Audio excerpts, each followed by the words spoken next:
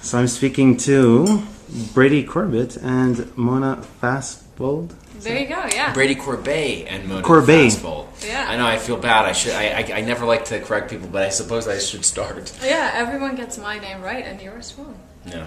Your sister's kind of nuts. Didn't he go to jail for something? Why are you being so hostile?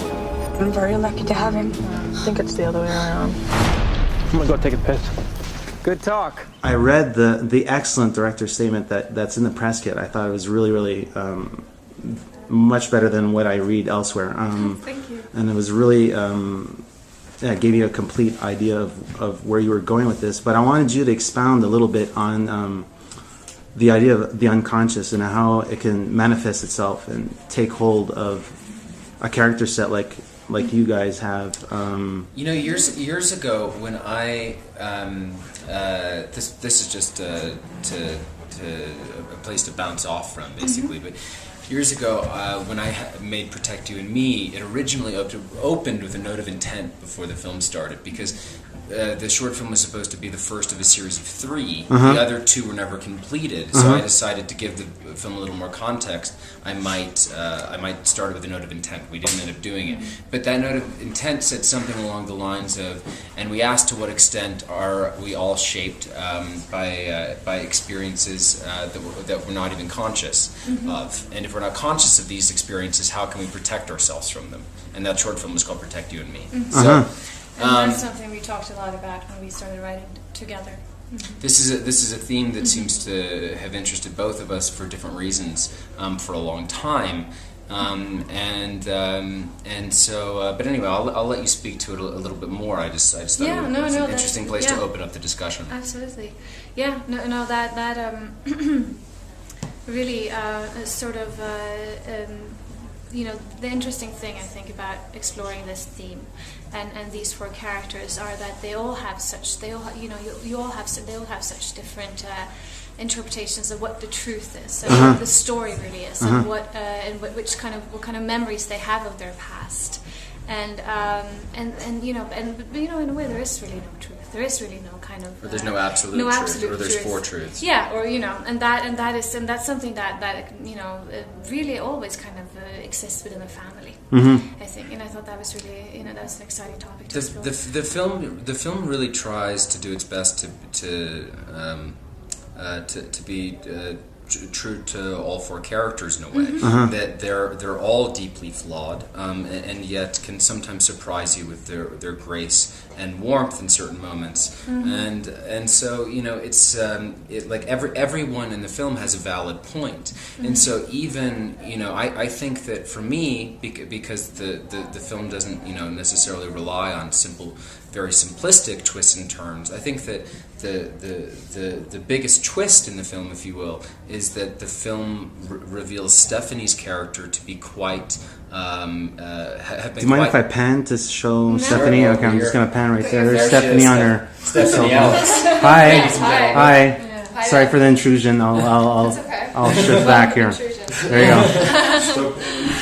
And Stephanie's character. Who is constantly discredited in the film by the characters around her as being batshit crazy, is ultimately revealed to have been quite cognizant of what was going on, and quite right in her observations and sort of assurances or reassurances of certain things with her sister. But that being said, her interpretations of what their past is doesn't necessarily need to be the same, memories that Kaya, Gitte, character has.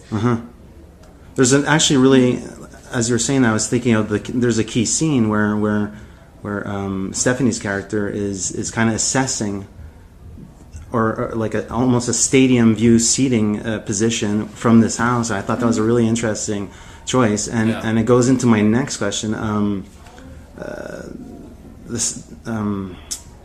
The visual strategy that you guys employ, that Mana you employed, sorry, how it engages the viewer, how it gets the viewer into that setting, and ultimately makes us a voyeur in a sense. I was wondering if you could elaborate on those choices, not only the static shots, but like where you position the camera and yeah. Yeah, well, the way that we actually write, we It's shot list a lot in the script Okay. already. I already had the location. While we were writing, we had the house. We wrote it specifically for that location, with that location in mind. So And when she says that it's shot listed in the script, it's in the sense that every scene usually opens with wide on, medium on, angle on, this new angle on this. we know how close we want to be on the characters. We roughly know where we want to cut even when we write it.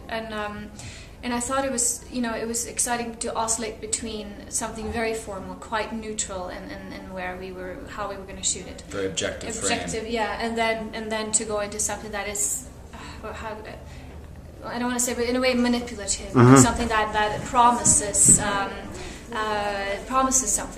something ominous, maybe. Yeah.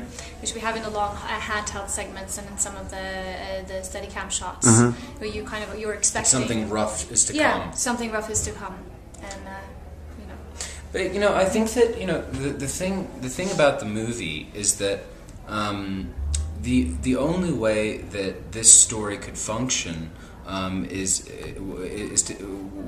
to be photographed in this way, which we realized very, very early on, because it's an absurdist melodrama, and the film is many things, and I think that for some people they seem to think that the sort of thriller elements dominate the genre. Some people think that the psychological drama or relationship drama is how they would describe it. But for us, we were interested in taking this somewhat absurd and darkly comical scenario and lifting it or elevating it to a place that is so visually heightened that a viewer is much more willing to accept it in a way, because it's the absurdity is counterbalanced by such objective, sober photography.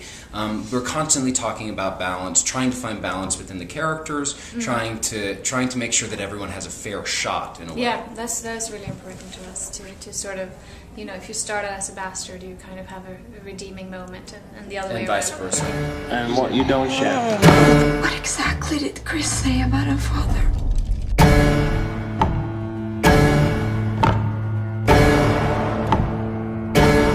Listen, you have to tell me what happened. You have to tell me what happened, you guys.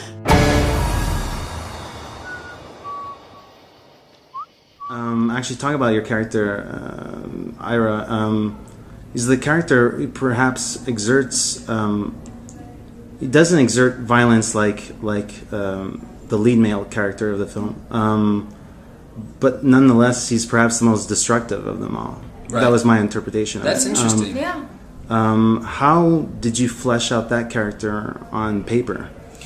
Well, I mean, because his background is very specific, and you think going The in. exciting thing about writing somebody that specific to me is also that it sort of promises. It breathes life to a story that surrounds the story that is actually on screen. So that and also just by giving very specific details about a character, you do sort of get to know them immediately in a different way. Yeah, I mean, the second Whereas, that you hear that he's a human rights officer, it's kind of like okay, I kind of know who this guy is, But I mean, somebody who's incredibly academic, but he seems to be, devoting his life to a relatively humanist cause. Yeah, better. I mean, it's in a slightly arrogant way. Yes, in a very arrogant way, which a lot of those folks are like, and so I think that I don't know. It's to tell you the truth, because of the fact that we wrote the film and I'm in the film, my character is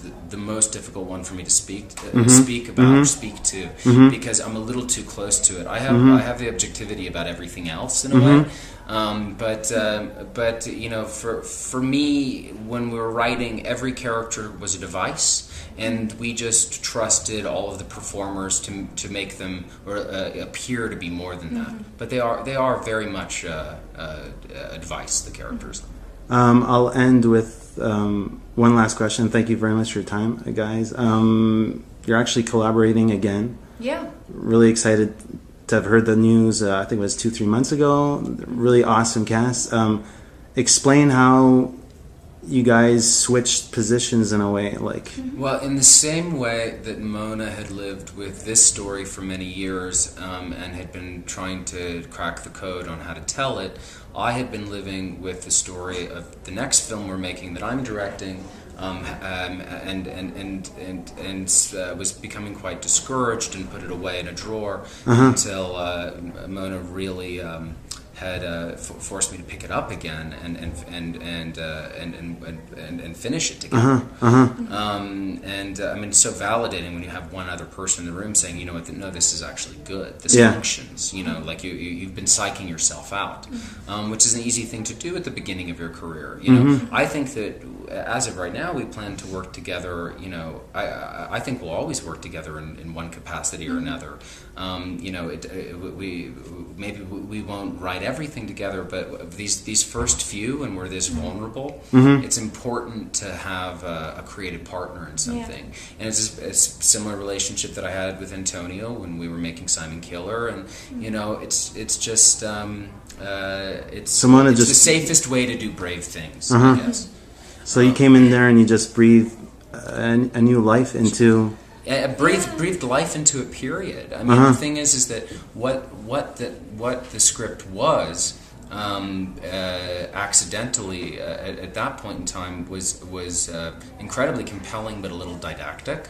And it's hard because I can be a little obsessive about a theme, and certain elements are only important to me, and so you know, it's important to have the perspective of someone else saying, you know that it's fine that that's important to you, but this should be important to you as well. Cool. So yeah, we're aiming to shoot. And we have different strengths in how we write. And we sit in the same room and write together actually, and just lay out the dialogue over and over and over. Okay, cool. Cool. Find our words in that way. There's more commonalities actually. I mean, even though The Childhood of a Leader takes place in 1919.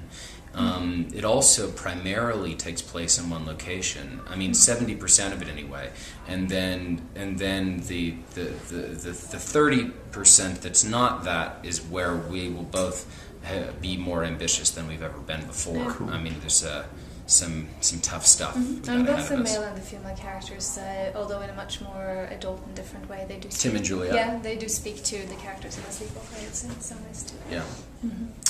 Thank you very much, guys.